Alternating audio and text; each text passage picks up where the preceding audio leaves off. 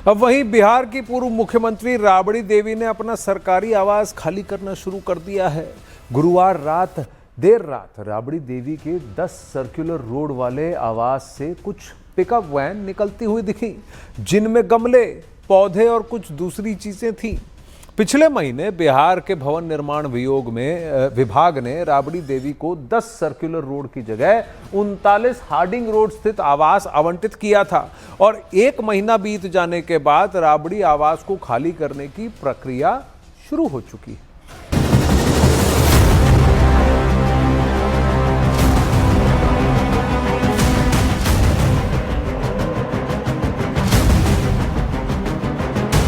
पटना में रात के अंधेरे में 10 सर्कुलर रोड से निकली पिकअप वैन ने बिहार की सियासत में हलचल पैदा कर दी, क्योंकि बिहार की सियासत में करीब 2 दशकों तक सत्ता और विपक्ष की धुरी रहा पूर्व मुख्यमंत्री राबड़ी देवी का बंगला खाली होने लगा है।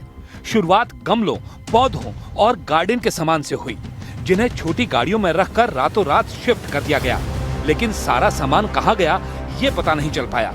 राबड़ी देवी का बंगला खाली करने की प्रक्रिया ऐसे समय में शुरू हुई जब लालू यादव और तेजस्वी यादव दोनों पटना से बाहर थे, लेकिन बिहार के भवन निर्माण विभाग की ओर से दी गई डेडलाइन पूरी हो चुकी थी, इसलिए बंगले से सामान हटाया जाने लगा। और ये होते ही बिहार में सियासी पारा चढ़ गया। बीजेपी और जेडीयू दोनों ने लालू यादव पर तंज कसा। आरजेडी के नेता दिन में छाती पीट पीट कर कहते थे कि लालू यादव जी का आवास खाली नहीं होगा, लेकिन हकीकत देखिए, रात के अंधेरे में गमले पौधे तक समेटकर चोरी छिपे घर खाली कराया जा रहा है। यही आरजेडी का असली चरित्र है। दिन में गुंडागर्दी की भाषा, रात में कानून का डर। अगर नियम सही थे तो अंधेरे की जरूरत क्यों पड़ी? जो लोग सत्ता को अपनी जागीर समझते थे, आज वही कानून के सामने झुकने को मजबूर है। यही बदलाव है और यह है कानून का राज, जंगल राज नहीं है।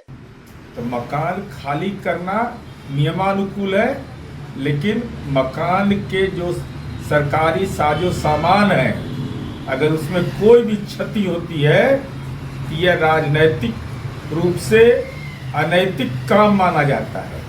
इसलिए हमारी उम्मीद है कि लालू जी, अब आपके पास संपत्ति की श्रृंखला है, मन करे कौटिल्य नगर में रहिए, महुआ बाग में रहिए, पटना में 1-2 मकान है।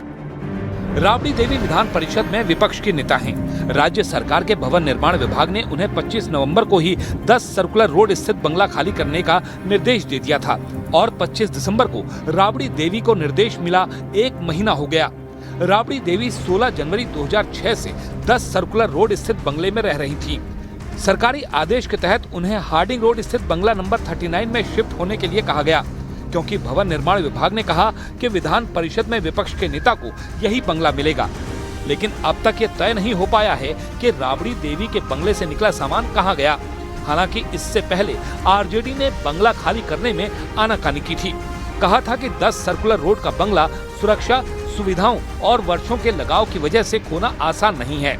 आरजेडी प्रदेश अध्यक्ष मंगनी लाल मंडल ने यहाँ तक कह दिया कि वो इस आदेश के खिलाफ लड़ाई लड़ेंगे और बंगला खाली नहीं करेंगे। लेकिन इसी बीच घटनाक्रम बदलाव दिखा।